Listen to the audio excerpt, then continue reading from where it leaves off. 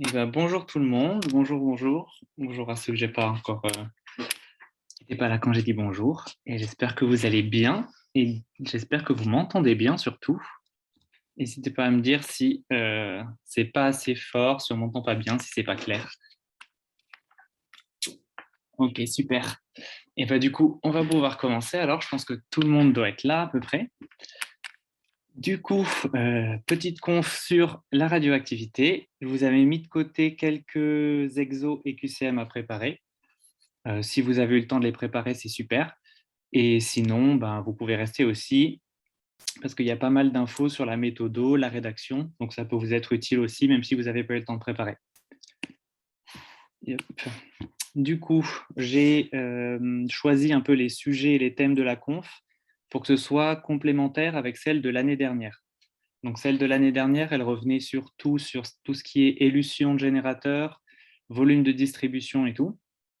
Et donc là, j'ai essayé de faire des choses un peu différentes pour que les deux soient complémentaires et ne se répètent pas forcément.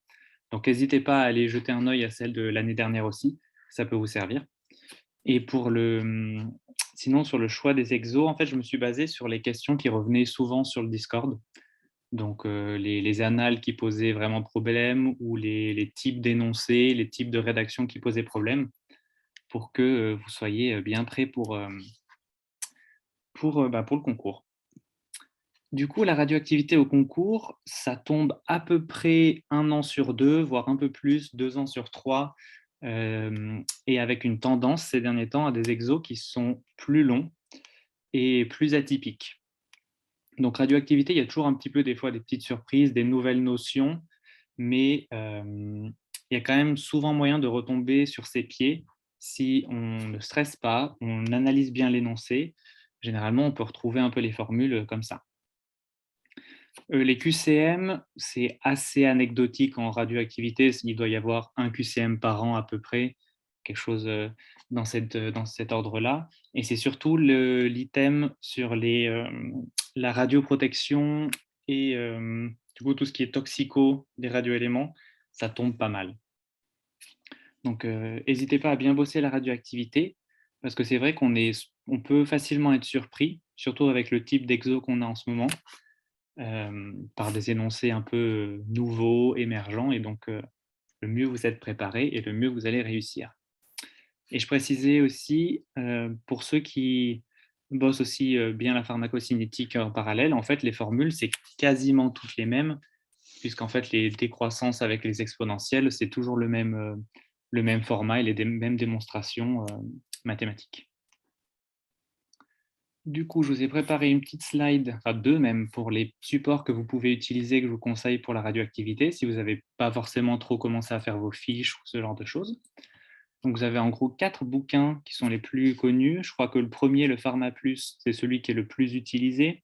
Moi, je ne l'avais pas utilisé, mais c'est vrai qu'il est complet parce qu'il comprend des cours avec définition et les formules, des exos, des QCM.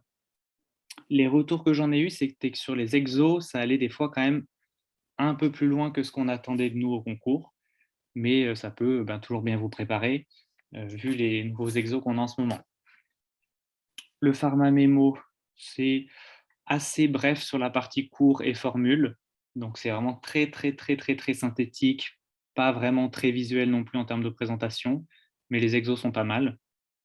Le debug de méthodo, ah, le diapo ne défile pas? Ah mince, oufsi. Premier quoi. Alors attendez. Hop, je vais changer un truc, désolé. Hop, j'ai fait des bêtises. Hop, je vais partager tout mon écran. Je suis désolé, j'ai fait une bêtise. Dites-moi si ça marche maintenant. Et si vous ne voyez pas le chat dans le coin, si ça ne vous gêne pas.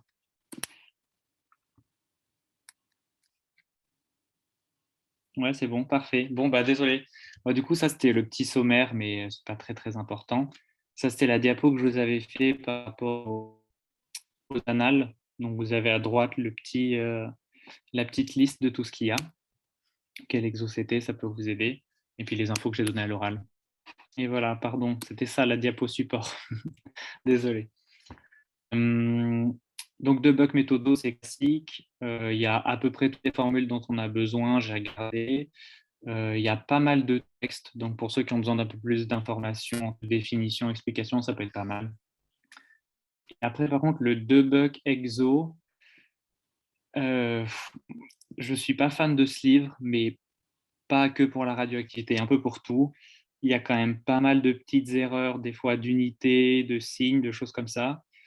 Et c'est pas tout le temps hyper pertinent par rapport à ce qu'on nous demande au concours, mais bon, si jamais vous vous sentez bien sur les annales, vous pouvez vous lancer dedans, et puis ça vous fera toujours un peu plus d'expérience, mais à prendre avec des pincettes quand même. Et ça, après, c'est ce que vous pouvez trouver sur Internet. Donc, le premier, c'est un super lien que je vous conseille. C'est en fait la fac de Bordeaux. Ils ont des cours qui sont disponibles en ligne sur la radioactivité. Donc, ça reprend un peu tout. Ce qui est des intégrations bêta plus, bêta moins et tout ça.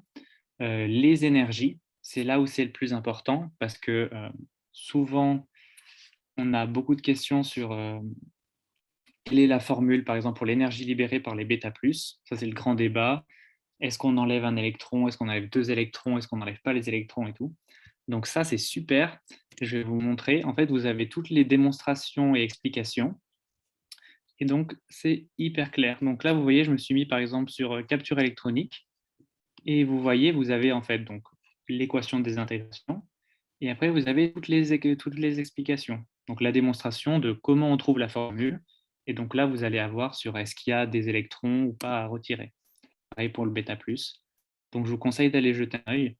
C'est le lien que je vous ai mis en dessous. Tout est disponible en ligne. iPharma, normalement, vous connaissez, sauf si vous avez que le lien Facebook. Mais sinon, du coup, je vous conseille de venir sur le Discord. On peut répondre à toutes vos questions sur les annales. Et surtout, il y a des fiches qui sont dispo. Donc, Aurélie, normalement, avait une fiche déjà qu'elle avait fait l'année dernière sur tout ce qui est formule, définition. Vous avez aussi une fiche pour les principaux radioisotopes.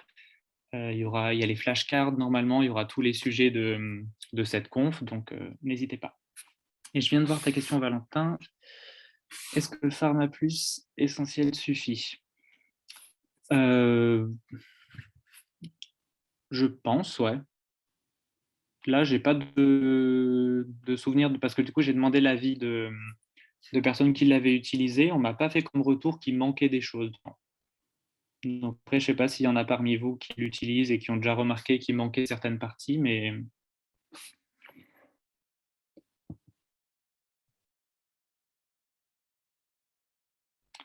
radioactivité, réussir les exercices, c'est le premier, c'est ça? Suite gauche.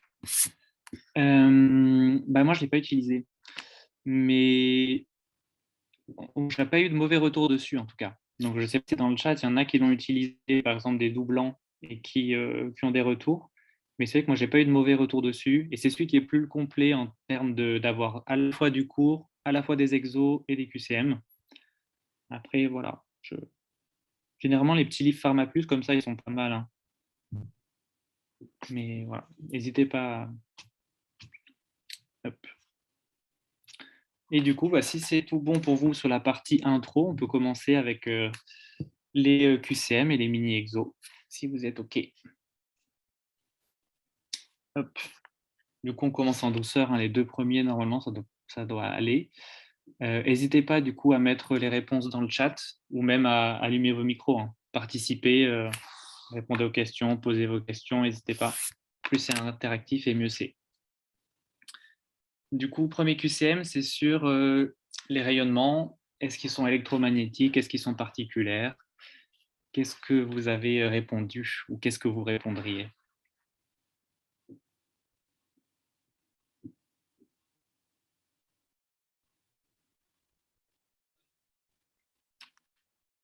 Mhm.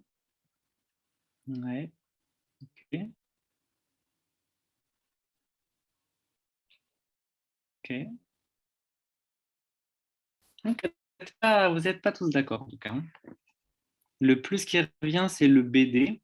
Donc ça, on est d'accord. Les rayons gamma et les rayons X, ce sont des rayonnements électromagnétiques. Donc c'est les deux qu'on croise le plus souvent dans la radio A, hein. Rayonnement gamma, c'est quand ils proviennent du noyau. et rayonnement X, c'est quand ils proviennent du cortège électronique. Pour la E, par contre, vous n'êtes pas tous d'accord. Il y en a qui la mettent, il y en a qui ne la mettent pas.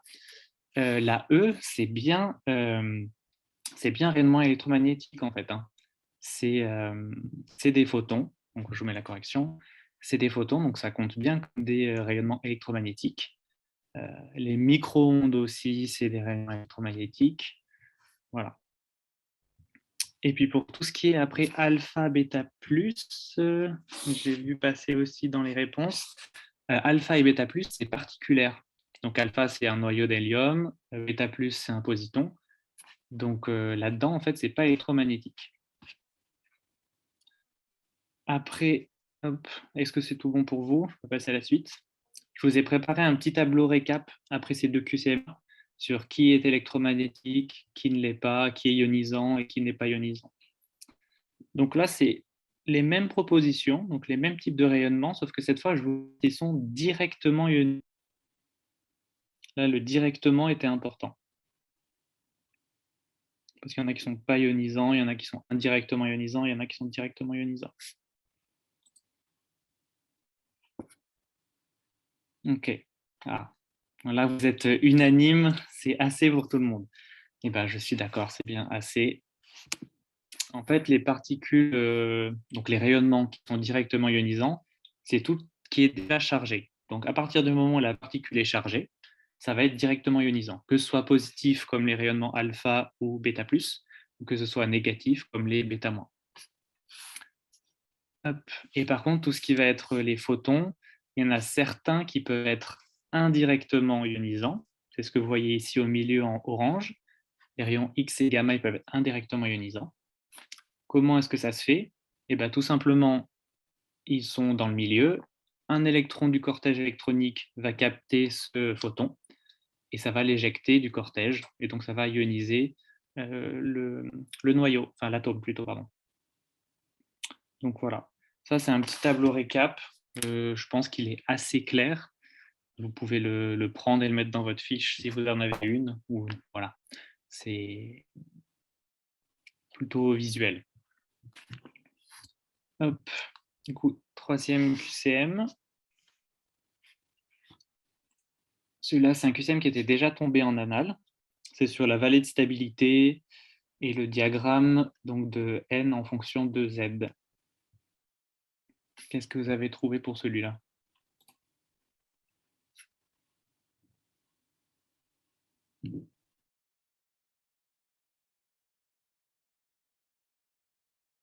Mhm.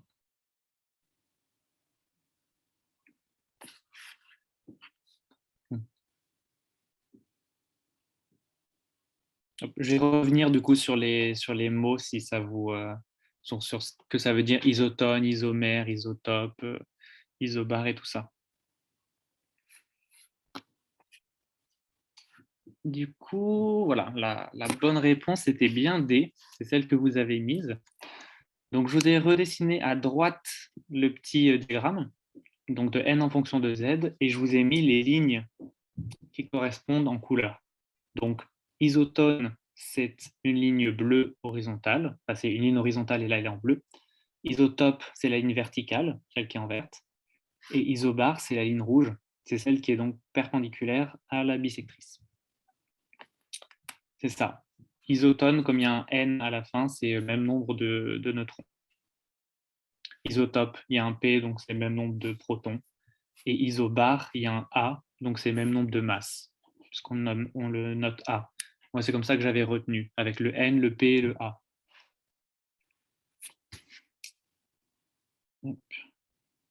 Donc après, il y avait un deuxième item, là, celui sur les isomères, c'était un peu hors sujet, puisqu'en fait, ils sont au même endroit sur le diagramme, hein, ils ne sont pas d'un côté ou de l'autre de la ligne, donc peu importe. Et la E aussi, j'ai vu passer, quelqu'un l'avait proposé. La E, non, justement, c'est la diapo suivante. Vous avez la ligne n égale z, elle n'est pas du tout confondue avec la vallée de stabilité, en fait. Plus les noyaux sont lourds, donc plus les nombres de masse augmentent, et plus, vous voyez, on tend vers le haut et on tend vers un excès de neutrons. Hop, donc là, c'est ce petit schéma, hein, c'est le truc classique, hein, vous voyez, quand il y a trop de neutrons, c'est plutôt du bêta-, quand il y a trop de protons, c'est plutôt du bêta+, et quand il y a trop de nucléons de manière générale, donc des trop gros noyaux, c'est alpha, parce que c'est ce qui permet d'éliminer le plus de masse du noyau. Hop. Est-ce que c'est tout bon pour vous pour cette petite partie-là sur les petits QCM d'intro?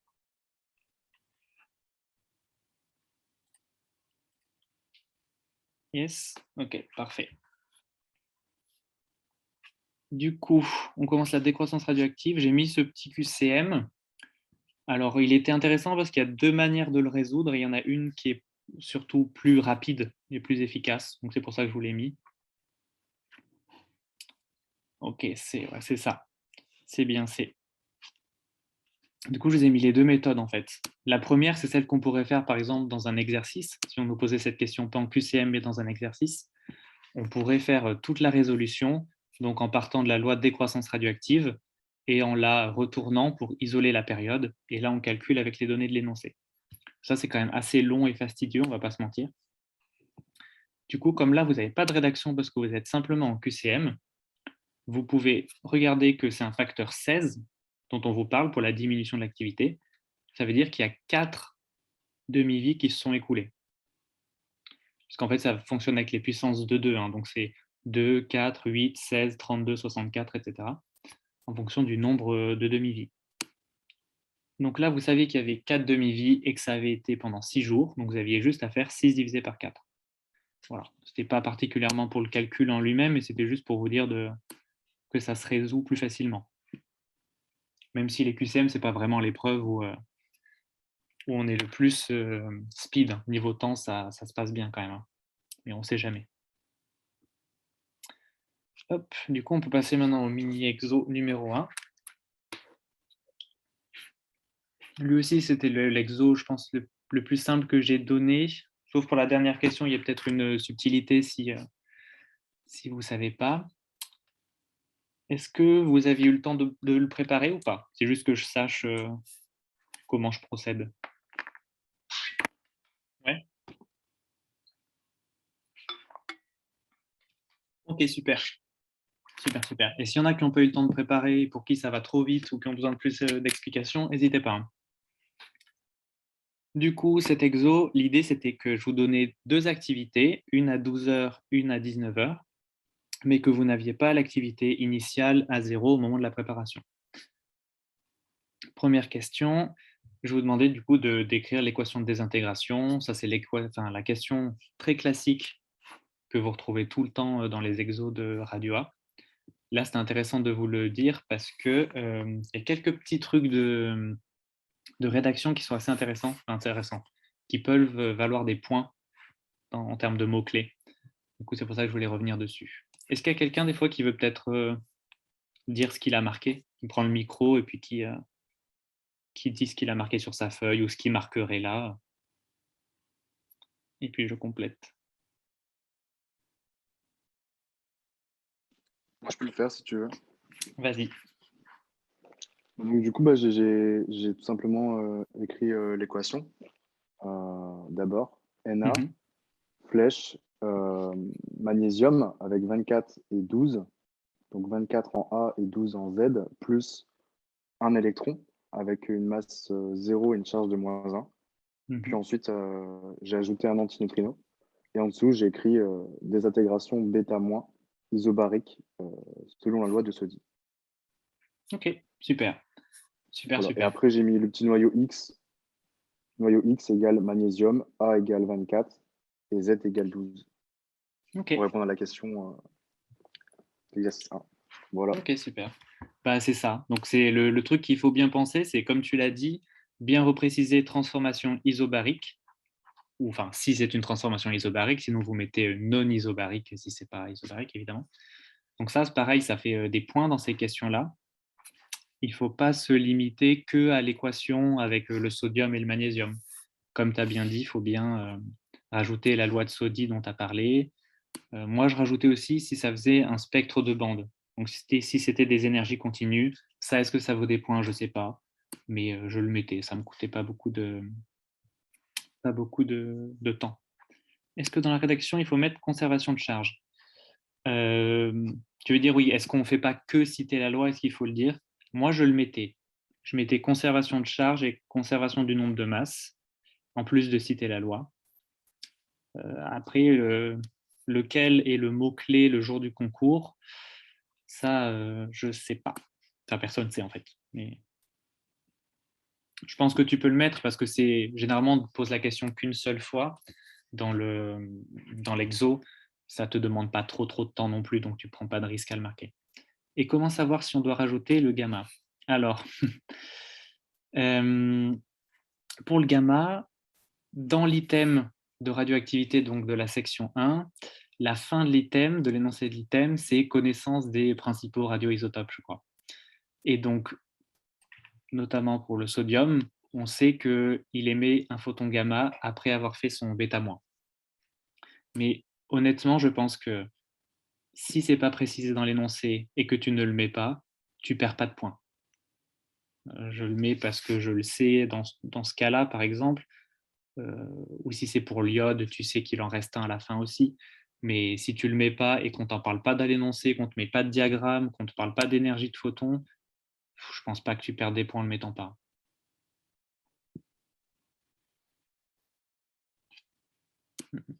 Ouais. Après, si tu as un doute, tu sais, tu as l'écriture où tu mets une petite étoile à côté du noyau fils pour dire qu'il est encore excité, qu'il peut émettre éventuellement un photon gamma. C'est à toi de voir. Hop, du coup, voilà, pensez bien, du coup, quand vous faites une équation de désintégration, à bien marquer ce que Théo a dit, en fait, avec la transformation isobarique, etc. Ça fait des points. Deuxième question, du coup, c'était pour calculer la période. Là, il n'y avait pas de méthode particulière. C'était encore une fois pour revenir un peu sur la rédaction de ce qu'il fallait marquer pour une question comme ça. Là, si vous voulez marquer dans le chat ce que vous avez trouvé comme chiffre, comme valeur.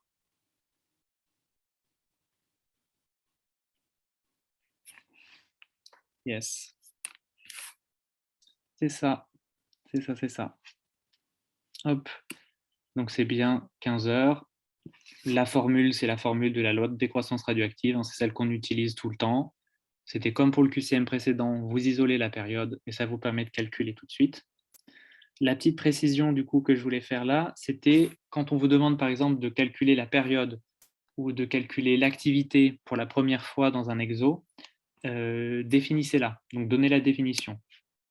Là, en l'occurrence, pour la période, c'est le temps nécessaire pour qu'il y ait la moitié des noyaux qui se soient désintégrés.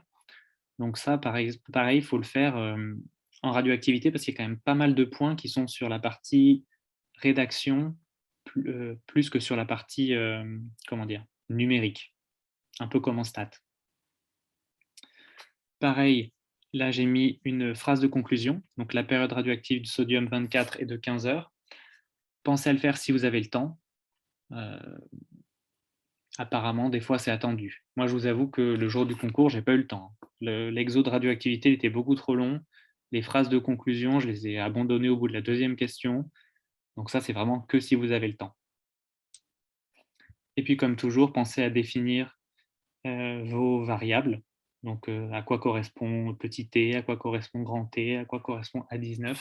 Ça, c'est absolument nécessaire. Vraiment, faut pas passer à côté. Hop. Ensuite, du coup, je vous demandais de calculer l'activité initiale.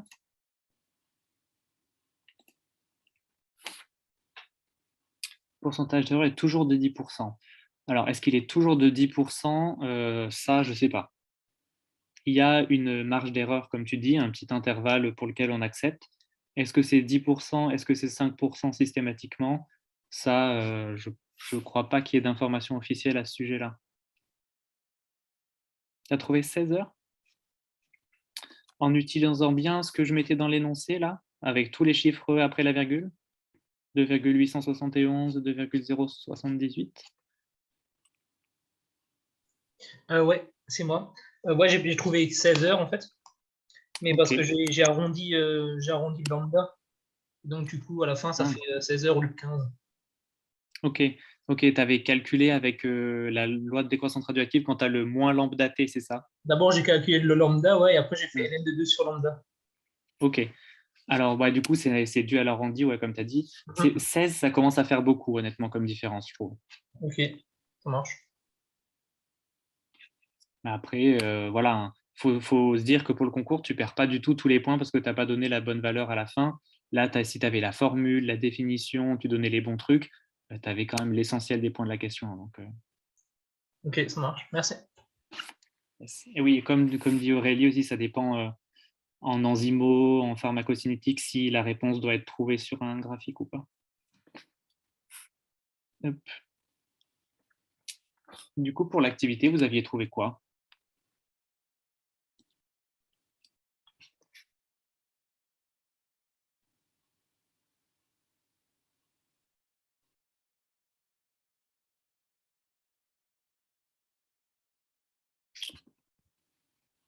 Yes, c'est ça. C'est à peu près 5 mégabecquerels et en fonction de comment vous arrondissez, vous avez plus ou moins 4,99, des choses comme ça. Ou un peu plus en fonction de ce que vous avez trouvé à la réponse précédente, forcément ça influe aussi. Donc c'était bien ça, c'était bien 5. Et hop, est-ce que je peux parler des lois de Soddy en écrivant l'équation? C'est-à-dire, tu veux dire pour la question 1, tu veux que j'en parle moi ou est-ce que tu me demandes s'il faut le marquer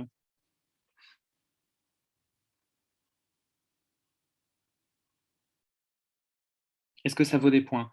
Il y a des chances, ouais. Alors je retourne sur la question 1. Hop. Normalement, là-dedans, tu as les points, l'essentiel des points qui est pour ton équation, et tu as seulement un 0,25 sur la transformation isobarique, 0,25 sur la conservation de charge et de masse avec la loi de Soddy. Il y a des points de rédaction, ouais.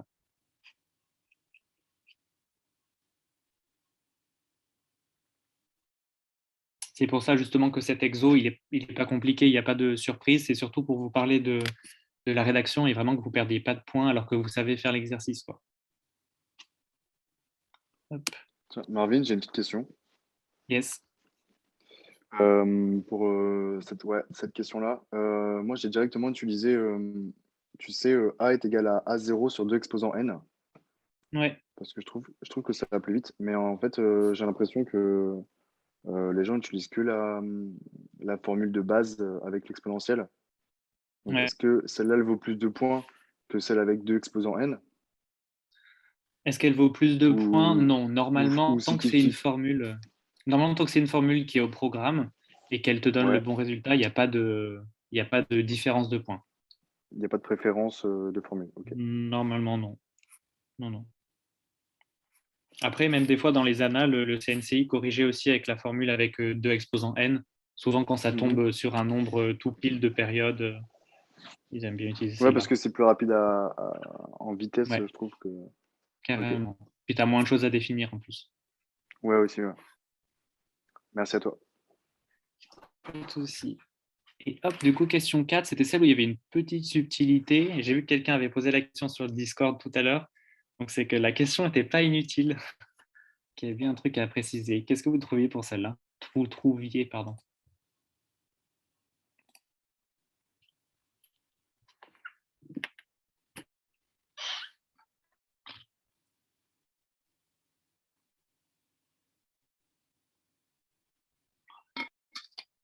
C'est ça, c'est aux alentours de 15,5, en fonction de comment vous arrondissez, plus ou moins. Du coup, là, la petite subtilité, c'était que dans l'énoncé, je ne vous donnais pas la masse molaire. Normalement, donc là, c'est la formule que vous avez en bas. Donc, petit m égale A0 fois masse molaire. Et en fait, c'est pour vous préciser, ça c'est une question qui est revenue plusieurs fois sur le Discord aussi. Quand on ne vous donne pas la masse molaire dans l'énoncé, vous pouvez le remplacer par le nombre de masses. Alors, c'est une approximation, on est d'accord. Si jamais ça intéresse vraiment des gens ou s'il y a des gens qui sont sceptiques, j'avais fait la démonstration sur le Discord pour quelqu'un. Je crois que c'était pour le carbone que je l'avais fait. Est-ce qu'on précise qu'on fait l'approximation? Moi, je mettais une petite phrase, comme celle que là j'ai mis en orange dans le cadre. Masse molaire égale masse atomique. Masse molaire, c'est quelque chose en grammes par mol. Masse atomique, c'est la masse d'un atome, tu veux dire? Si tu veux repréciser, Karl, ou prendre le micro d'ailleurs aussi. Ouais, excuse-moi par rapport à la masse molaire. En fait, juste, enfin, je me trompe tout le temps, je mets masse atomique. Est-ce que c'est la même chose ou Moi, je parce, t'avoue que j'ai toujours parce que vu masse molaire. là par exemple, c'est le sodium 24. Enfin, est-ce que est-ce que le A ici qui vaut 24, Ouais. c'est la masse atomique ou c'est C'est la le nombre de masse? masses, ouais. C'est le nombre de masses, 24. Ouais, mais dans la formule, est-ce que le M, c'est le nombre de masse ou c'est la masse molaire? C'est ça ma question en fait. Alors, la vraie formule, c'est avec la masse molaire, donc le grand Ok. M. Ah bah, c'est Mais bon, t'as quand dans les répondu. noms... Ouais, c'est ça. Ok, super, merci. Ok, ouais. Hop. Et UMA, oui, enfin, du coup, Guillaume, c'est par rapport aux unités de masse atomique qu'on a le droit de faire l'approximation. Que du coup, la masse molaire est une... Enfin, pardon, le nombre de masses est une bonne approximation de la masse molaire. Est-ce que c'est... Non, alors les variables, si tu les as déjà précisées dans une question précédente, par exemple, la période, tu l'as fait dans la question 2 ou 1, je ne sais plus, question 2, je crois, tu n'as pas besoin de la réexpliquer à chaque question, hein. C'est une fois par exercice, par notation, par variable.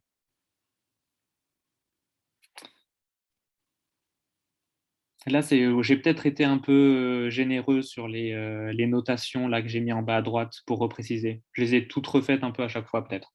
Mais sinon, c'est une fois par exo. Et là, je vous ai mis aussi tout en haut la première ligne qui n'était pas attendue dans la réponse de l'exo. Mais je vous l'ai remis, c'est la démonstration en fait, de la formule qui nous permet de trouver la masse. C'est jamais tombé en annales, mais c'est une démonstration qui n'est pas compliquée à faire. Et comme ça arrive de temps en temps qu'ils nous redemandent de démontrer des trucs en enzymos et tout, je me suis dit que je la mettrais là. On ne sait jamais. Hop.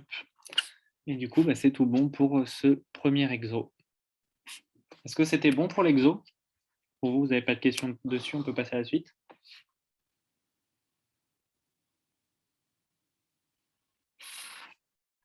Hop. Du coup, le deuxième exo, il y avait une seule question. C'était un énoncé question fusionné. C'est basé sur une annale, ça, donc j'ai modifié les chiffres et les choses comme ça. Mais du coup, c'est une annale qui avait beaucoup posé problème, parce qu'on a eu plein de fois la question sur le Discord, parce qu'en fait, il y a différentes choses à prendre en compte, notamment cette histoire d'efficacité de comptage, cette histoire d'impulsion par minute. Qu'est-ce que ça veut dire? Comment on s'en sert? Est-ce que quelqu'un là, veut prendre le micro et dire comment lui, il a fait?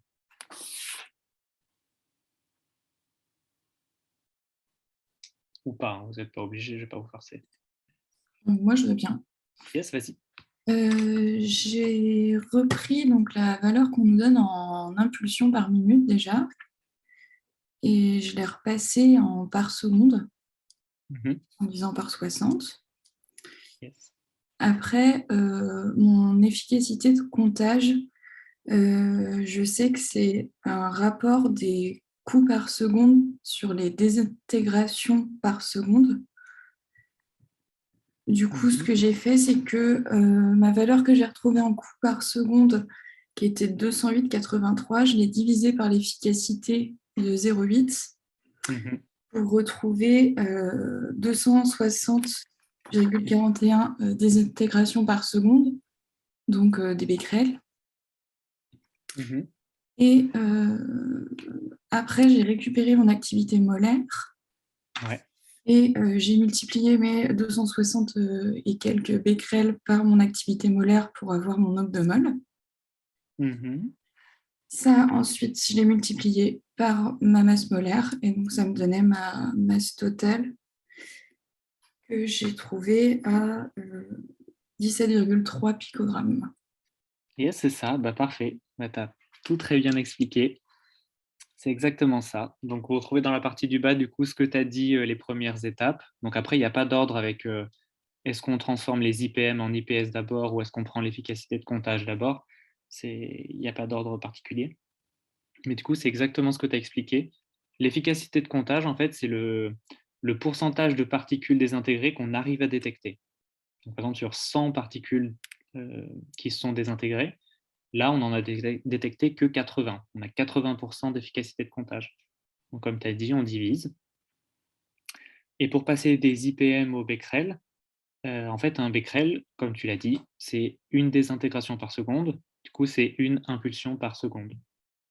Donc, on divise par 60 les IPM pour obtenir des becquerels. Est-ce que vous aviez réussi, les autres, à trouver comment s'en sortait avec l'efficacité de comptage, les IPM? C'était clair pour vous? Vous êtes super fort. Alors, si c'est clair pour vous dès maintenant, vous gérez grave. Ouais, c'est ça, c'est tombé dans une annale, ouais. Non, entendu. Ok, super. Bon, c'était pas inutile alors. Multiplié par 0,8, ouais. Du coup, pas hésiter à faire des produits en croix quand c'est comme ça pour pas se tromper. Où tu mets 12 500, en face tu mets 0,8, en dessous tu mets 1, et du coup ça fait 12 500 fois 1 divisé par 0,8.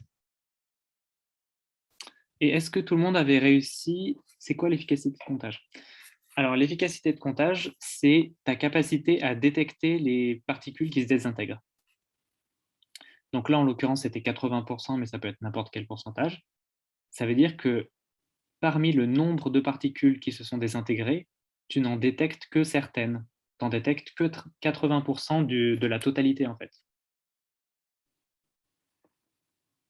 Est-ce que c'est clair comme définition ou pas trop? J'ai un peu bégayé au milieu. Ouais, c'est bon? Ok, super. Et la formule pour la masse aussi, est-ce que c'était bon pour vous de trouver qu'il fallait multiplier l'activité par la masse molaire et diviser par l'activité molaire? Parce que ça, je sais que du coup, c'est une formule qui n'est pas dans les livres de manière générale. Le cheminement avec les unités, du coup, j'ai mes points, il faut mettre une formule directe. Ouais, c'est ça, donc c'est ce que je mets là. Super que tu aies fait ça, Claire, du coup. C'est l'analyse dimensionnelle, ça s'appelle. Comme tu dis, tu connais les unités de ce qu'on te donne dans l'énoncé et tu t'en sers pour arranger tout ça, pour que ça se simplifie et qu'il te reste que tes grammes à la fin. Du coup, ça marche, hein. Après que tu le fasses sur ton brouillon ou sur ta copie, peu importe, hein. Si tu veux le faire sur ta copie, ça ne te fera pas perdre de points de toute façon. Donc voilà, donc n'hésitez pas à faire ça, et ça marche pour tout en exo, hein.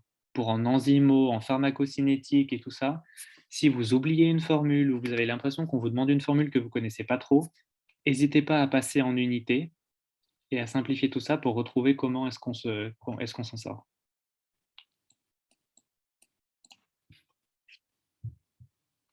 Hop. Du coup, je pense que c'est tout bon pour cet exo-là.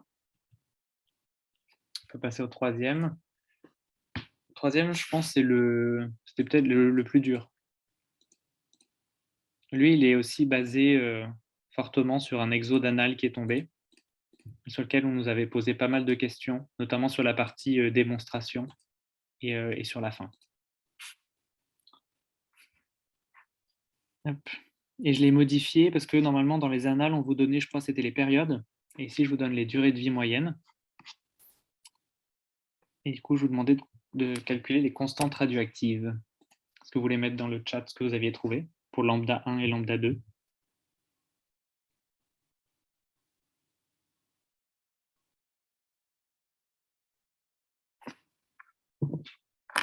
Si vous aviez trouvé quelque chose.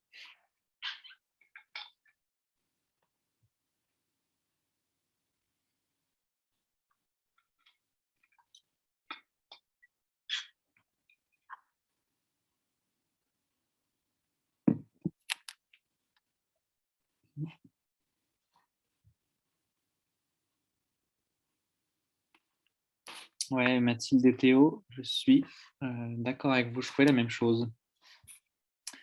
Emeline, j'ai pas trouvé la même chose. Est-ce que tu avais... la bonne formule? Avec la durée de vie moyenne, c'est égal à l'inverse de la constante radioactive. Est-ce que tu n'avais pas fait avec confondu la période? Eh oui, c'est ça, ouais. C'était peut-être un piège un peu salaud. C'est pour ça que j'ai mis la question 1 où je vous demandais de recalculer les constantes radioactives pour que vous ne partiez pas sur des mauvais trucs après pour la suite de l'exo. Bon, la durée de vie moyenne, ce n'est pas vraiment un truc dont on parle beaucoup dans les annales et qu'on retrouve beaucoup. Mais voilà, ce n'est pas compliqué, hein. C'est l'inverse de la constante radioactive. Encore une fois, même remarque que pour l'exo 1, vous manipulez des trucs qui sont spécifiques, donc vous donnez la définition. La constante radioactive, c'est la probabilité de désintégration, et la durée de vie moyenne, c'est ce qu'il faut attendre en moyenne en termes de temps pour observer une désintégration. Il faut mettre combien de chiffres significatifs? Alors, il n'y a pas de règle absolue sur un nombre qui marche tout le temps. En radioactivité, il faut en mettre quand même pas mal. Là, je pense que ce que j'ai mis, c'était pas mal. Donc, aller au 4e chiffre après la virgule, c'était bien pour ça, je pense. Mais enfin, voilà. Ouais, c'est ça, comme dit Aurélie. Si vous voyez que dans l'énoncé, il vous donne des trucs à 4 chiffres après la virgule, bah, faudra pas en mettre moins après, quoi. Mais bon, ça, voilà, c'est vraiment que pour le concours, c'est pas très scientifique, mais tant pis. Hop. Ensuite, du coup, je vous demandais de calculer, ça compte les points, les chiffres significatifs. Ouais.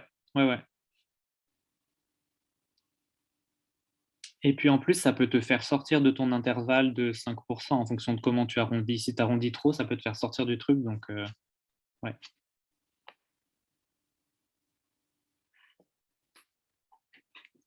Du coup, deuxième question, je vous demandais de calculer le Tmax, c'est-à-dire le temps pour lequel on aura l'activité maximale. Yes, c'est ça. Ça, c'est une formule normalement qui est à peu près dans tous les bouquins qu'il faut connaître par cœur. C'est celle-là. Donc, ce qui est important pour cette formule, c'est qu'elle existe sous plusieurs formes. On nous a déjà posé la question, est-ce que c'est lambda 1 en dessus, lambda 2 au-dessus? Est-ce que c'est des différences de ln? Bon, tout ça, c'est équivalent en fait, hein. C'est juste les propriétés mathématiques quand on fait les calculs avec les ln. Donc, dans certaines facs, ils donnent le L2, le lambda 2 d'abord. Bon, peu importe.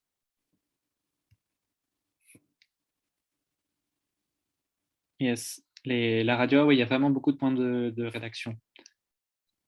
Pas au point non plus des stats où vraiment c'est quasiment la majorité des points, mais même en faisant les bons calculs, en trouvant les bons résultats, vous n'avez pas du tout 40 sur 40 pour un exo si vous ne faites pas la rédaction correcte en définissant tout et avec les bons chiffres et tout. Est-ce que jusque-là, c'était bon pour vous, pour le calcul du Tmax ou pas? Ou est-ce que ça vous a déjà un peu perdu cet exo?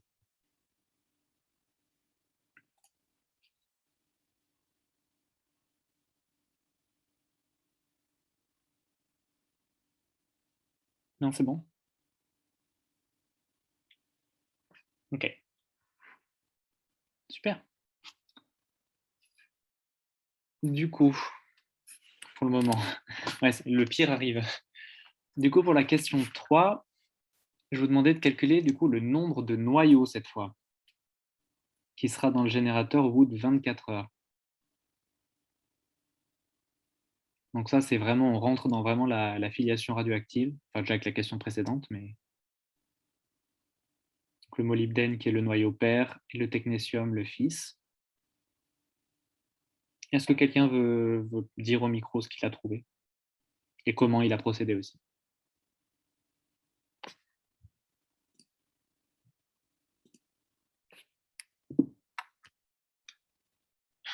Non, elle vous intimide trop cette question?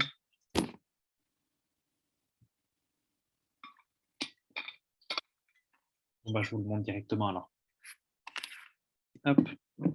Du coup, moi, j'ai fait en 2 étapes. J'ai fait d'abord calculer l'activité qu'il y aura au bout de 24 heures et après convertir cette activité en noyau. Puisqu'en fait, la formule de l'activité, c'est celle que je vous redonnais. Ah bah c'est bon, tiens. Bah lisez, on est d'accord. Même nombre de noyaux. Donc la formule de l'activité, je disais, c'est celle que je vous donne dans l'énoncé. C'est arrivé qu'il la donne dans l'énoncé directement plusieurs fois, celle-là. mais c'est déjà arrivé qu'il la demande par cœur. Donc, il faut la connaître. Elle paraît un peu barbare, mais elle rentre bien quand même. Et ce que je voulais dire, voilà, c'est que vous pouvez le faire en une étape aussi. Il y a une formule qui est analogue à celle-là, à A2 égale lambda 2 sur lambda 2 moins lambda 1, avec les nombres de noyaux directement, avec N2 égale, voilà. La seule différence, c'est qu'il n'y a pas le lambda 2 au numérateur. Et sinon, ça fait N2 égale patati, N1, 0 et les exponentielles. Donc ça, vous faites en 2 étapes, soit en une. L'important, c'est de trouver la bonne chose à la fin. Donc 1,22, moi j'ai mis 5, 10 puissance 12 noyaux. Avec toujours votre petite phrase de conclusion. C'est toujours OK. Après, là, c'est la question que personne n'aime, là. C'est la question démonstration.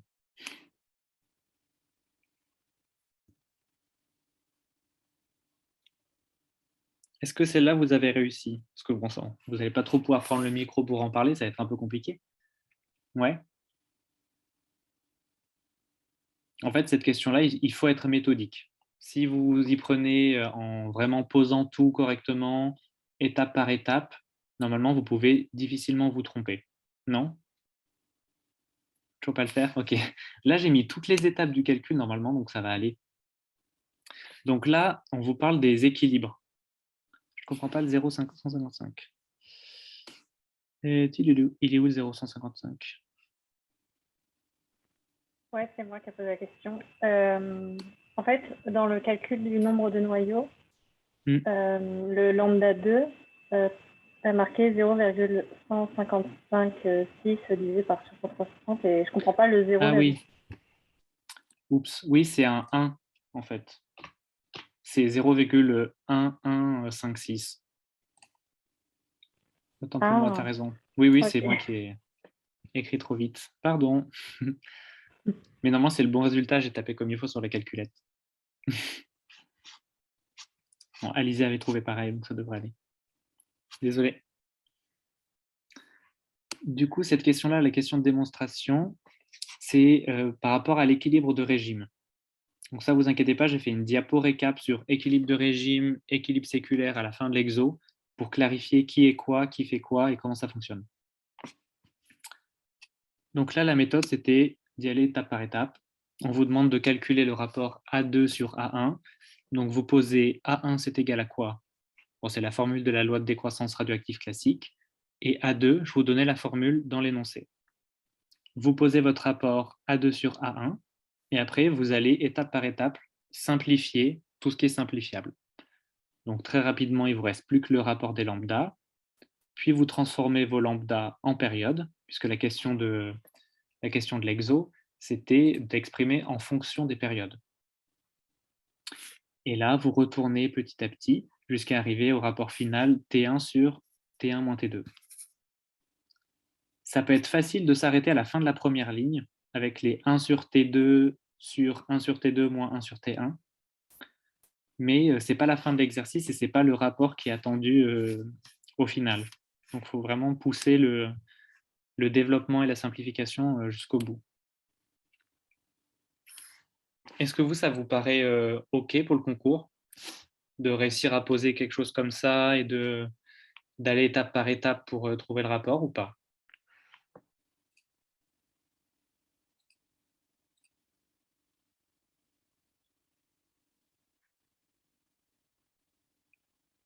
Ou est-ce qu'avec cette explication, maintenant, c'est clair comment faire, comment résoudre ce problème-là? Est-ce que Aurélie, maintenant, tu sais le faire? Le temps manque? Ouais. Ok, top. C'est vrai que dans les périodes de stress, comme pendant l'épreuve des exos au concours, on réfléchit différemment et c'est vrai que niveau temps, c'est compliqué. Il faut s'entraîner pour le faire plus vite. Ouais, ça, de toute façon, il n'y a que ça de vrai pour les exos. En plus, cette question, on vous la demande dans une annale, donc vous allez la refaire plusieurs fois. Et pour le A2, le expo lambda 2 a disparu. Alors en fait, ça, dans l'énoncé, on te précise que quand il y a un équilibre de régime, le terme exponentielle de moins lambda 2 fois t devient négligeable. Du coup, on le retire de l'équation. Il n'a pas disparu, c'est par rapport aux propriétés de l'équilibre de régime. Là, en l'occurrence, il nous le disait dans l'énoncé.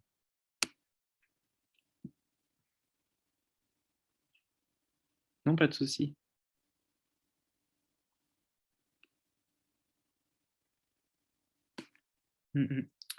Après, il faut vous dire que typiquement dans l'anal où il demandait ça, donc il y avait besoin de s'en servir pour la suite, mais vous pouviez quand même continuer l'exercice et arriver jusqu'au bout et trouver tous les bons résultats sans aller jusqu'à la toute fin avec le T1 sur T1 moins T2.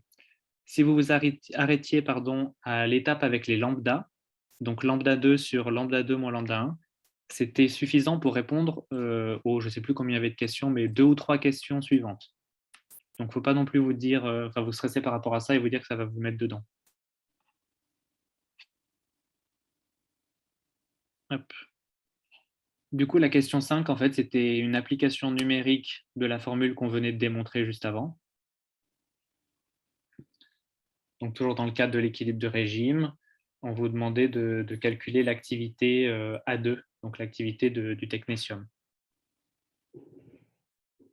Qu'est-ce que vous avez trouvé pour celle-là? Si jamais il y en a qui ont survécu jusqu'ici.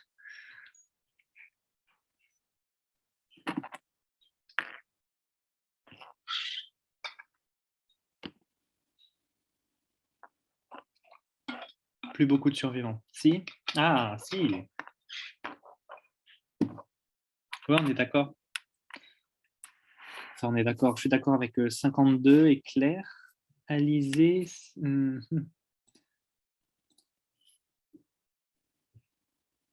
Là, c'était une activité qu'on demandait de calculer.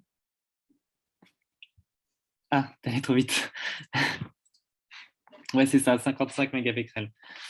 Donc ça, hop, je vous mets, c'était vraiment l'application. Je vous ai même mis la version où on fait avec A2 sur A1. Pardon, A2 sur A1. Lambda 2 sur lambda 2 moins lambda 1, pardon. Donc, pour vous montrer que vraiment, on peut résoudre l'exo même en s'arrêtant à cette étape-là, à l'étape intermédiaire, sans aller tout au fond avec les périodes. Hop. Et après, il restait plus que la dernière question de cet exo-là, qui, elle, est celle qui torture un peu les esprits. Donc, je vais la reprendre vaguement, rapidement à l'oral. Donc, on vous donne une activité initiale de technétium, qui est le noyau fils.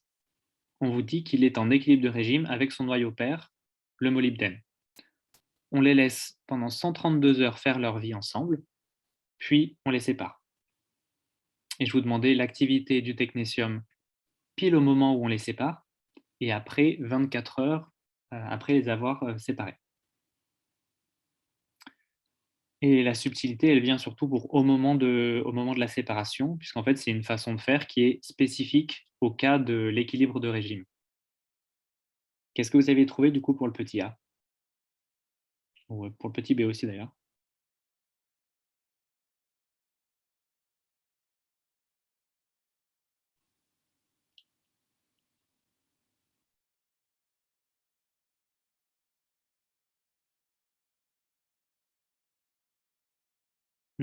Ok. Et ben, moi, je trouve pareil que Théo et Alizé, et que 52. Mais du coup, Emeline, Emeline, après, je crois que c'était toi qui n'avais pas eu le bon lambda au tout début. C'est peut-être ça qui t'a induit en erreur pour la suite. Ouais, c'est ça. Du coup, au moment de la séparation, là, ce qui est très important, c'est de savoir quel lambda on utilise. La constante radioactive de quel noyau? Est-ce que c'est celle du technétium ou celle du molybdène? La définition de l'équilibre de régime, c'est qu'en fait, la décroissance radioactive, elle va dépendre de la constante radioactive du noyau père. Donc ça va dépendre de la constante radioactive du molybdène. Donc ça paraît un peu contre-intuitif de calculer l'activité du technétium en utilisant la constante radioactive du molybdène, mais c'est vraiment le cas spécifique de l'équilibre de régime qu'il faut connaître par cœur. Donc, vous trouvez bien 600. Et après, pour le cas après les 24 heures, là, vous utilisez la formule normale en utilisant la constante radioactive du technétium classique avec 24 heures de temps. Hop. Je vous mets ma petite diapo résumée sur l'équilibre de régime, l'équilibre séculaire, et après, on discute des trucs qui ne sont pas clairs pour vous. Du coup, l'équilibre de régime, c'est la partie de gauche. C'est ce qu'on vient de voir dans cet exo. La condition, c'est que la période du père soit supérieure à celle du fils, mais soit pas trop supérieure non plus. Il faut que la différence ce soit moins d'un facteur 10. Et en fait, ce qui se passe, c'est ce que vous voyez sur ce graphique-là. L'élément père, lui, va se désintégrer de manière classique. Il va faire sa vie tout seul.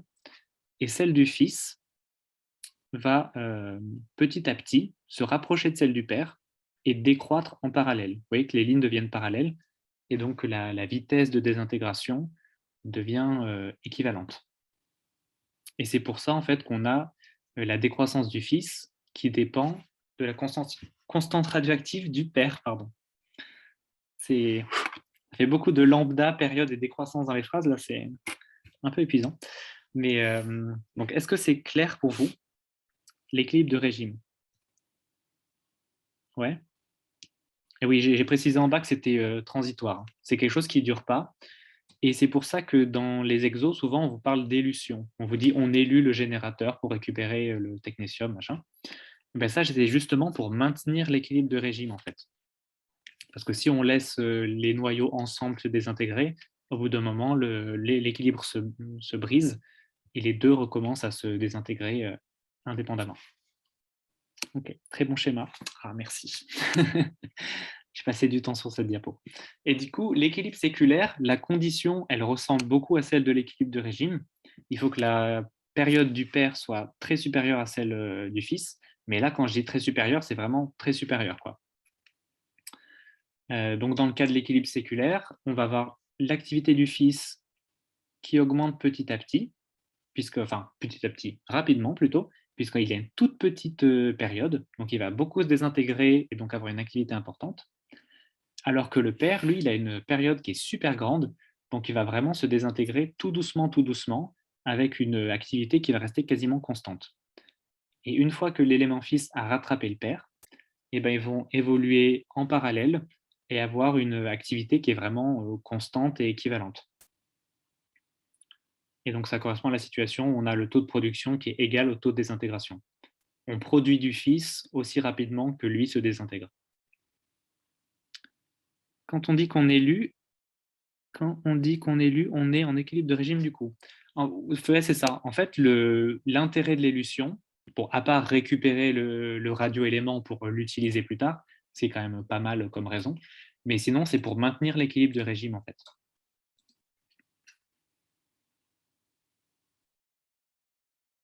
Après, je crois que dans toutes les annales où on a parlé d'élution, à chaque fois, ils précisaient équilibre de régime. Hein. Ils n'attendent pas non plus de vous que vous soyez des radiopharmaciens déjà là. Hop. Et là, on est sur la pente descendante. Là, on arrive au dernier exo. Celui sur la radioprotection. Donc, d'ailleurs, remettre la question 6. Oui, pardon. D'ailleurs, oui, le diapo sera dispo à la fin. Je le mets sur le drive et puis j'ai fait aussi une version Word avec tous les calculs que vous pourrez avoir. Hop. Et donc oui, si ça vous intéresse de bosser sur les élutions, il y a la conf du coup de l'année dernière qui avait été faite par Aurélie notamment et qui reprend des exos avec de l'élution dedans, si vous voulez un peu vous remettre là-dedans. Hop. Du coup, je passe au dernier exo qui est l'exo de radioprotection qui était sur une intoxication. Pourquoi on reprend l'activité à 132 pour calculer la B? Non, t'inquiète, il n'y a pas de souci. Alors, à 132. À 600,2, tu veux dire? En fait, je comprends pas pourquoi on reprend 600,2 pour calculer le B, alors que du coup, moi j'avais l'impression que c'était ce qu'on éluait, donc ce qu'on enlevait. Donc, du Ah, coup, non, en fait, ce que tu élus, c'est ce que tu récupères. ok. Et Et du coup, c'est plus dans le milieu où on calcule la radioactivité, non? la radioactivité, tu peux la mesurer dans ce que tu veux, hein, tu peux la mesurer dans un flacon, dans un truc. Mais Ah oui. là, en l'occurrence, même pas, enfin, sans parler d'élution, on te disait juste qu'on les sépare. Donc, on sépare le molybdène et le technétium. Et là, on s'intéresse qu'au technétium tout seul. Donc, tu le mets dans un flacon, dans un truc. Ah, Et après, tu le laisses 24 heures et tu reviens mesurer l'activité. Lui, tout seul, dans son flacon, qu'est-ce qui ouais, lui arrive d'accord. à Moi, lui? je croyais que il fallait retrouver l'activité après la séparation dans le milieu avec le ion. Ah, tu veux dire ce qui avait été reproduit de Ouais, technétium après c'est coup. ça. Ah, ok, je vois. Ouais, non, non, c'est pas ça. Ok. D'accord, merci. Désolé.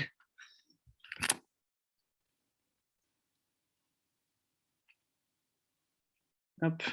Du coup, dernier exo, qui était sur intoxication au polonium. Bon, ça, on s'en fiche un peu que ce soit le polonium ou autre chose.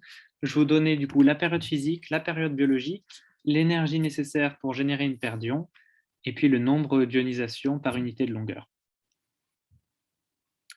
Et avec ça, je vous demandais de calculer le transfert linéique d'énergie et de donner sa définition et celle de la densité linéique d'ionisation. Ça, c'est la partie du cours. Généralement, on passe rapidement. Enfin, moi, je sais que sur ma fiche, c'était la fin. Et donc, je passais un peu vite. Mais c'est des formules qui ne sont pas compliquées, la DLI et le TLE. Donc, ça peut être facile de retenir.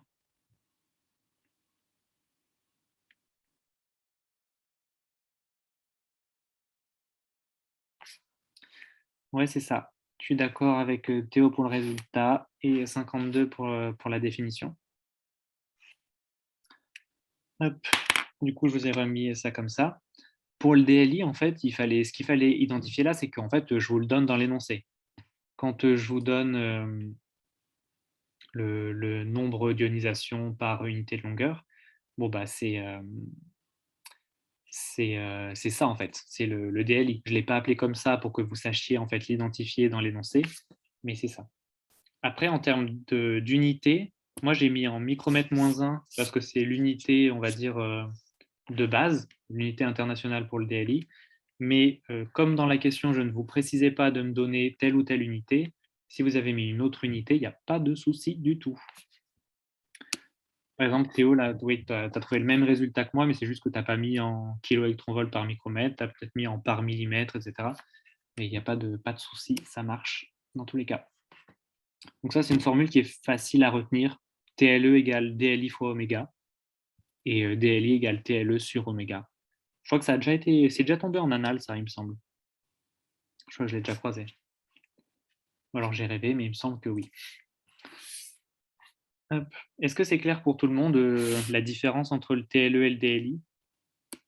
Vous sauriez le retrouver dans un énoncé ou comprendre de quoi on vous parle?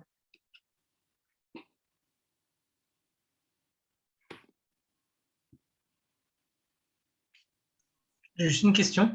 Ouais. Tu as trouvé 81 kV. Et Théo, il a trouvé 81 10 puissance 6. 7, ouais. Non, c'est 81 10 puissance 6. Ah oui, pardon, désolé. Mais est-ce que kilo, c'est pas en 10 puissance 3?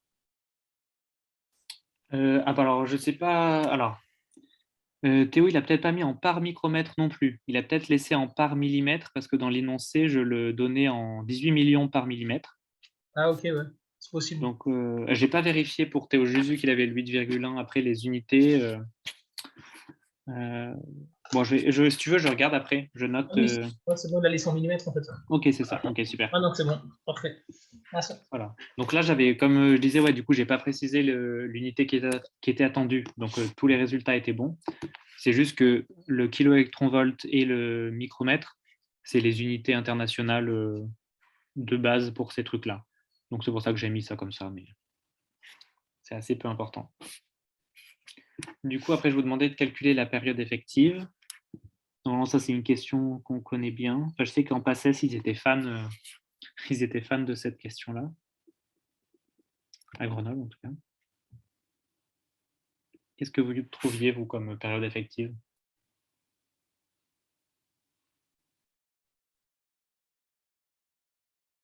Yes, c'est ça. 36,73. Donc là, voilà, il n'y a pas de difficulté particulière. Il faut connaître la formule. Voilà. Pas de surprise, je n'ai pas tant de commentaires que ça à faire. Toujours bien penser à définir. La période effective, on ne vous disait pas quel était nos TTE, donc vous, sur votre copie, il faut bien que vous le notiez. Et puis, en avant, quoi. Ensuite, question suivante, je vous demandais au bout de combien de temps le polonium est éliminé de l'organisme du patient. Alors là, il y a plusieurs réponses possibles en fonction du raisonnement. C'est une question qu'on retrouve souvent aussi en pharmacocinétique, celle-là, et c'est exactement le même raisonnement. Est-ce qu'il y en a un qui veut... Vous le trouviez? Tac, ok. Ok. Je regarde un peu ce que vous mettez. Ouais, c'est ça. Donc, attends. Alizé, je regarde, je tape sur la calculette un truc pour vérifier. Ouais, je suis d'accord avec Alizé aussi. Je suis d'accord avec vous tous. Ouais, c'est ça. Donc, en fait, là, c'est par rapport au nombre de demi-vies. Donc, la plupart des gens, j'ai l'impression, ont pris 5 demi-vies, ce qui correspond du coup à 97% de la quantité qui est éliminée. Mais tu peux prendre 7 demi-vies si tu es plus voilà, conservateur et que tu veux vraiment 99%. Le jour du concours, je pense que vraiment toutes les réponses sont acceptées, que vous mettiez 5 ou 7. L'important, c'est d'avoir le raisonnement et que vous précisiez à quoi ça correspond en fait. Je sais que dans les... Ton tableau marche aussi en PK? Ouais, ça marche en partout, il y a des demi-vies. Ouais, ouais. Donc, je vous ai mis 3, 5, 7, c'est les trucs qu'on retrouve le plus souvent. Je sais que dans les vieilles annales, notamment en pharmacocinétique justement, elles sont souvent corrigées avec 3, où ils considèrent que tout est éliminé au bout de 3 demi-vies. C'est vrai que moi, les cours que j'ai eus à la fac et de la manière dont je faisais les exos, 5, ça me paraît être quand même, pas le minimum, mais ouais, je pense que 5, c'est quand même pas mal. 5 ou 7, je dirais. Surtout, c'était 5 000. Nous, pareil, ils nous disaient que c'était, on pouvait considérer que c'était bon à 5, au bout de 5 demi-vies, et que si vraiment on voulait être sûr, c'était 7, mais que 5, c'était suffisant. Donc voilà, donc ça, c'est par contre, il y a beaucoup d'annales qui sont corrigées avec 3 par le CNCI. Donc, moi, je dirais vous y fiez pas trop, et prenez plutôt 5 quand même, c'est mieux. Hop. Et ensuite, je vous demandais, du coup, je vous parlais de l'écran. Je vous disais que 3 cm de l'écran de protection, ça laissait passer 7% du flux énergétique. Et je vous demandais de calculer le coefficient d'atténuation linéaire et l'épaisseur de la couche de demi-atténuation. Qu'est-ce que vous avez trouvé pour ça?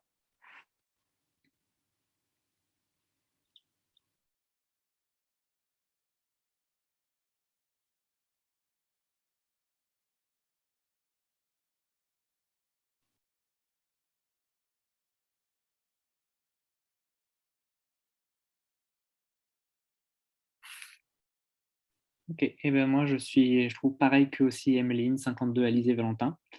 Tu as inversé, ouais, je pense Théo, tu as inversé dans le rapport.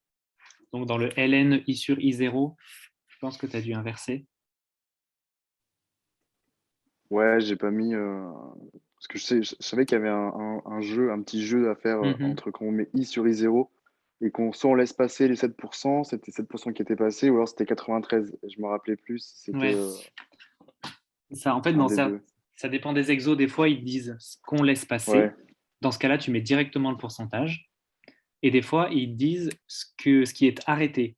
Donc, par exemple, ils Ce qui est diraient absorbé, 93% arrêté ou absorbé. Et dans ce cas-là, ouais, c'est l'inverse. Ouais, j'ai trop cherché compliqué. Ok. Non, t'inquiète. Mais du coup, voilà, il faut vous souvenir que I sur I0, c'est un pourcentage. Déjà, c'est le pourcentage de ce qui passe. C'est ça que ça représente. Du coup, vous pouvez mettre directement le pourcentage. Mais en effet, si ça avait été 93% d'arrêté, dans ce cas-là, c'est pas de cette manière qu'il aurait fallu faire. Et donc, oui, c'est différent. Enfin, pas de cette manière. C'est la même formule, hein, mais c'est juste pour le rapport, c'est différent. Et, par contre, pour la... Alors, 52, j'étais d'accord pour ton mu, mais attends, peut-être moi qui ai mal tapé sur ma calculette. Hein. Et pour la CDA, j'avais pas trouvé ça. Non. C'est 0, quelque chose, c'est ça. 7,82 mm, ouais, je suis d'accord. 0,78 cm, c'est ça. Du coup, je pense 52, tu as 1 mm. Ok, ça c'est bon. Là, pareil, je ne vous demandais pas d'unité en particulier, donc toutes les réponses étaient acceptées, que vous mettiez des centimètres, des millimètres. Mais c'est vrai que j'ai laissé les centimètres parce que c'est ça l'unité internationale de base pour ces grandeurs-là. Donc, je l'ai laissé comme ça.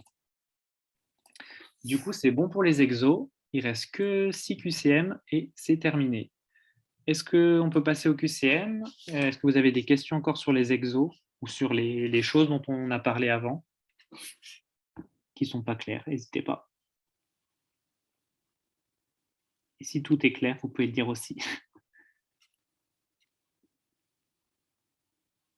On peut aller au QCM? Hop. Du coup, je vous ai mis 3 QCM sur les principaux radioisotopes parce que c'est vrai que c'est la deuxième partie de l'item de la section 1 de radioactivité et on l'oublie facilement. Et quand je dis on l'oublie, c'est je l'oublie facilement. Moi, pour le concours, je ne connaissais rien de tout ça, à part avoir fait les QCM d'anal, quoi, mais je n'avais pas du tout appris ça en termes de cours. Donc, mais ça peut tomber. Donc, à connaître. Du coup, pour cette question-là, qu'est-ce que vous aviez répondu pour le QCM 5?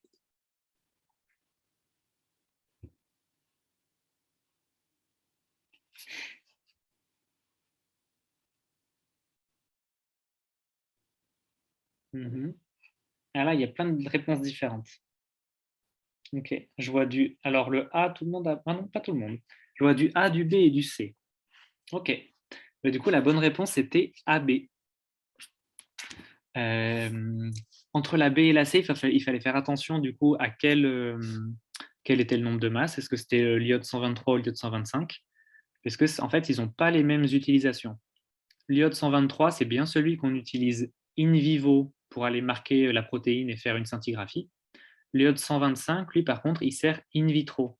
Il sert à la biologie médicale et à la biologie en laboratoire de recherche fondamentale pour marquer les protéines, doser des hormones, des vitamines et tout ça.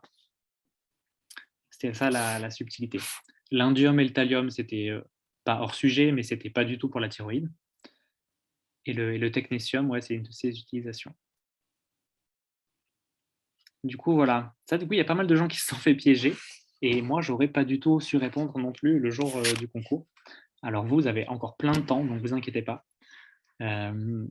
Mais voilà, c'est un truc à apprendre par cœur, entre guillemets, que 123, c'est in vivo, 125, c'est in vitro. Vous pouvez vous le noter.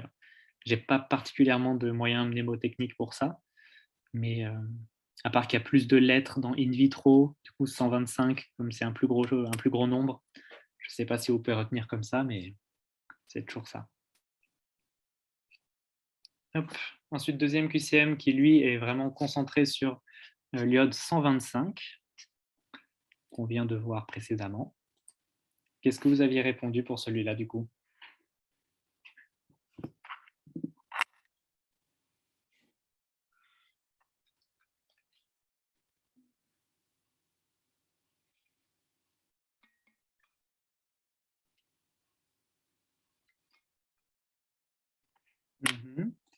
J'ai 2 BCDE.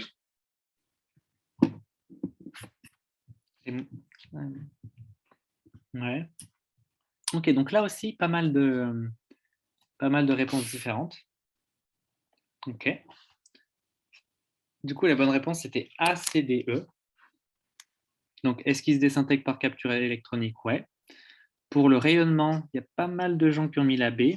Ça, pareil, c'est à apprendre par cœur, connaître les raies principales, en fait. Donc, il n'y a pas de raie à 150 kV. Il y en a une à 35,5 et une à 27,4. Après, je vous ai fait un petit tuto à la fin pour vous expliquer où retrouver ces informations, en fait. Parce que ça, c'est typiquement ce qu'on ne retrouve pas du tout dans les livres. Aucun de ceux dont j'ai parlé en intro. Et donc, je vous explique après comment retrouver ces infos à la fin de ces QCM. Donc, voilà. La C et la D, c'est ce dont j'ai parlé dans le QCM précédent. C'est utilisé donc en biologie médicale et en labo de recherche pour marquer les protéines et doser certaines choses. Et la méthode de détection, là, il y a encore une embrouille avec le nombre de masses de l'iode, donc en fonction de quel iso... en fonction du nombre de masses. Donc le 129, c'est par scintillation en milieu liquide, et le 125, c'est en milieu solide. Voilà. Ces QCM-là sont horribles, on est bien d'accord. Je pense qu'honnêtement, quand ça tombe comme ça au concours, il n'y a pas beaucoup de personnes qui réussissent, et ce n'est pas très discriminant. Sauf ceux qui ont suivi cette conf, bien sûr, vont tous réussir. Hop. Et ensuite, dernier QCM sur les connaissances des radioisotopes. Là, c'était sur la comparaison du coup du tritium et de l'iode 125. Qu'est-ce que vous répondriez à celle-là?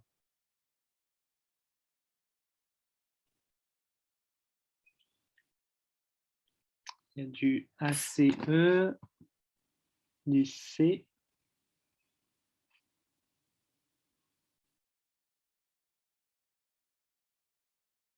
Ok. Eh bien, c'était CDE. Donc, il ne peut pas être utilisé in vivo. Donc, ça, c'est pour la même raison que pour le QCM5 dont j'ai parlé avant. C'est le 123 qui est in vivo. Le 125, c'est in vitro. Et puis le tritium, c'est nul pour marquer la thyroïde. Ça ne s'y fixe pas, c'est sans intérêt. Pour la B, donc il n'y a personne qui l'avait répondu, mais je le précise quand même. Si jamais on vous pose cette question-là, personne ne s'attend à ce que vous connaissiez les périodes radioactives par cœur de tous les radioéléments, vraiment. C'est juste de savoir que la stabilité du noyau, elle est inversement proportionnelle à la taille. Donc plus un atome est gros, moins il est stable. Et donc, s'il est moins stable, ça veut dire qu'il aura une période radioactive toute petite.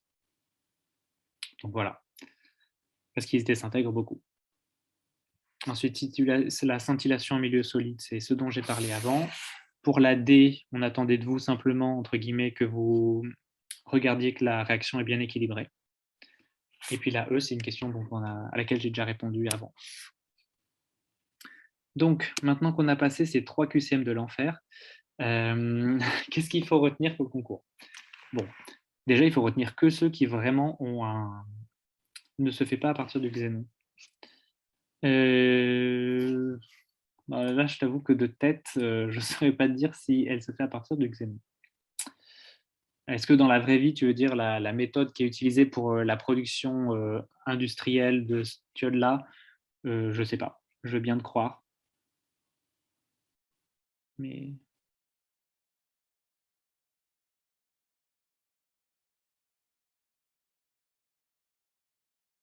Je pensais que la question, c'était la production en industriel, tu sais.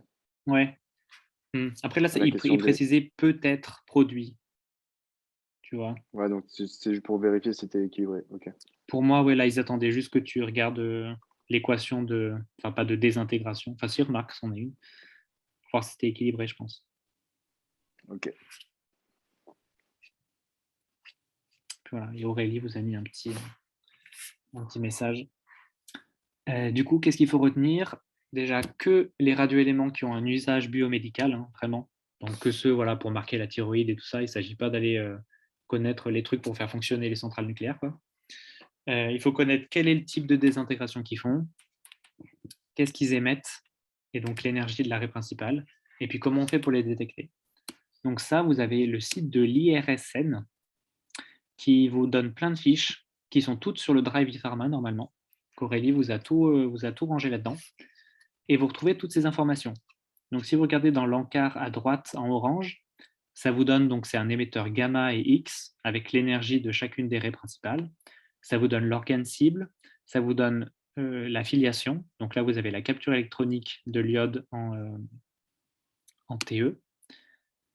Et l'utilisation, donc c'est là où on trouve si est-ce que c'est utilisé en biologie médicale, est-ce que c'est utilisé pour doser tel truc, voilà, tu as toutes les informations là-dedans. Il y a tous ceux dont parle le moniteur de l'internat. Ouais, ok. Et normalement, oui, Aurélie a fait une fiche récap de ça pour que vous n'ayez pas à aller chercher vous-même toutes les infos de l'IRSN avec les radioéléments qui sont d'usage biomédical. Et donc, vous avez toutes les infos normalement. Et la fiche doit être sur le drive, je pense.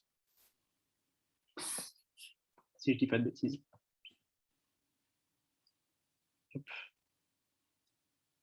Ah, elle est en train de rajouter des détails. Ok, bah, du coup, vous l'aurez bientôt. Ah, vous aurez la version updatée bientôt. Mais voilà, mais en tout cas, voilà, faut pas trop que CQCM il vous fasse, parce que ça tombe quand même rarement. Donc, il ne faut pas y passer un temps démesuré. C'est vraiment, si vous maîtrisez bien la radioactivité, vous vous mettez dessus. Et sinon, il ne s'agit pas vraiment de se tuer sur ces exos. Hein. Pas sur ces exos, sur ces QCM-là, pardon. Ce n'est pas du tout la priorité. Et hop, les derniers QCM, qui normalement sont plus simples que les précédents, sur la partie toxico. Qu'est-ce que vous auriez répondu pour celle-là?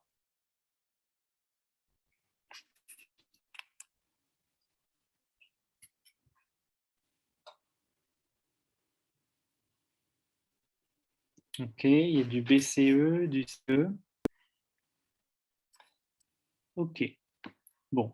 Eh ben, on est d'accord déjà tous hein, pour la C et la E. C'est bien la posologie usuelle pour l'adulte. Et puis, pardon, plus on le prend précocement et plus c'est efficace parce que plus on va avoir la thyroïde qui sera saturée avant que de l'iode radioactif vienne s'y mettre et faire des bêtises. Femme enceinte mal lue. Ah, tu retires le B. Ouais, c'est ça. Il n'y a aucune contre-indication à l'iode, à la prise d'iode pour prévenir les accidents nucléaires. Aucune contre-indication. Normalement, même la fameuse allergie à l'iode, qui n'est pas une allergie à l'iode, mais c'est un autre problème, il n'y a pas de contre-indication. Du coup, ça, je pense que c'était clair pour vous. Vous avez tous bien répondu.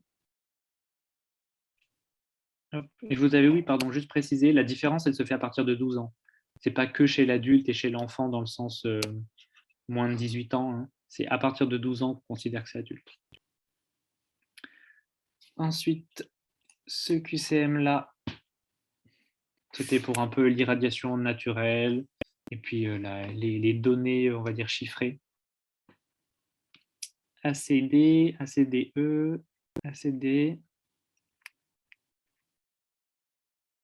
Ok. Eh ben, CE, ok. Donc la C, elle vous parle, en tout cas, c'est sûr. On est d'accord, le radon, c'est bien un gaz radioactif. Hein. C'est d'ailleurs la principale source d'exposition au rayonnement ionisant naturel. Gros facteur de risque de cancer du poumon, d'ailleurs. Hein. On pense tout le temps au tabac, mais le radon, gros facteur de risque. Et donc la bonne réponse, c'était ACD. Bon, la A, c'est un peu un truc à retenir par cœur, quoi. Sauf si vous êtes astrophysicien, mais bon. L'irradiation naturelle, elle dépend, par les rayons cosmiques, elle dépend d'où vous êtes sur la Terre. Ne me demandez pas de vous expliquer pourquoi, mais retenez-le.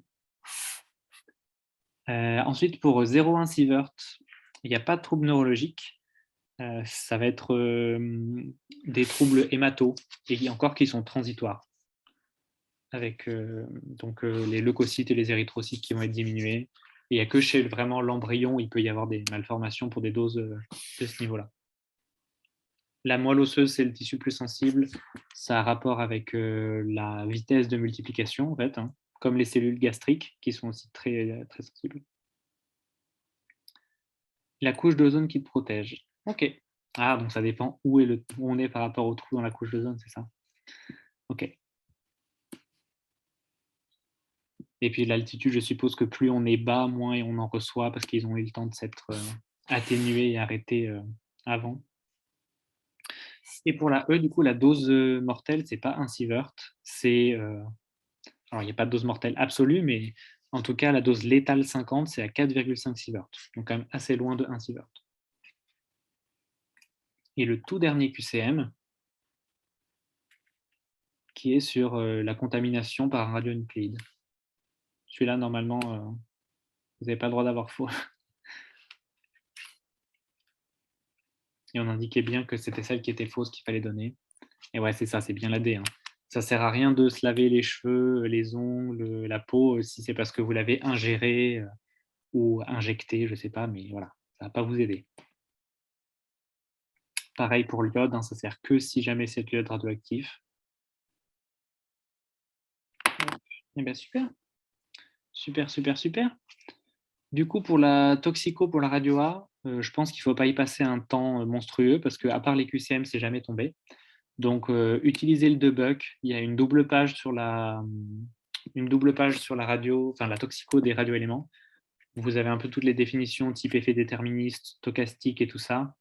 C'est utile. Vous avez aussi les échelles avec les grès pour savoir quelle dose fait quoi. Vous complétez juste avec les annales de QCM. Et puis, vous avez la fiche que Aurélie est en train de mettre à jour. Et ça suffit. Hein. Allez pas passer trop de temps là-dessus. Et je pense que c'est tout. N'oubliez pas d'ailleurs, je vous ai mis en annexe à la fin de ce diapo les petits graphiques et les petits tableaux que je vous ai préparés et que j'ai utilisés pour faire les quiz. Le quiz donc de jeudi et vendredi. N'hésitez pas à aller faire les quiz si jamais vous ne les avez pas fait, parce qu'ils reviennent sur les effets Compton, photoélectriques et tout ça, et ils reviennent aussi sur les doses équivalentes, les doses efficaces, qui n'ont pas été abordées dans cette conf, et ni dans la conf de l'année dernière. Donc, n'hésitez pas à aller les faire, ils sont très beaux, j'ai mis beaucoup d'amour. Et oui, les rayonnements tombent en question de cours sur les exos, ouais. Ça, ils aiment bien. En chimie ANA aussi, ils aiment bien mettre des questions de cours, d'explications de pourquoi on utilise avant, des choses comme ça. Voilà, du coup, c'est tout pour moi. Est-ce que vous avez des questions? Et n'hésitez pas à me donner votre avis soit là, soit en MP pour la conf, parce que la première conf exo, si jamais c'était pas clair ou s'il y a des choses à améliorer. Enfin, vous avez l'air content, ça me fait plaisir.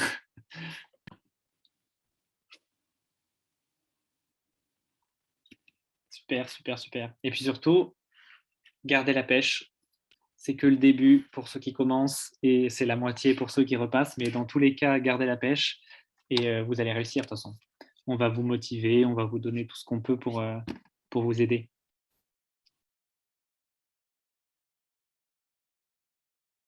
Eh bien, merci à vous et bonne soirée du coup.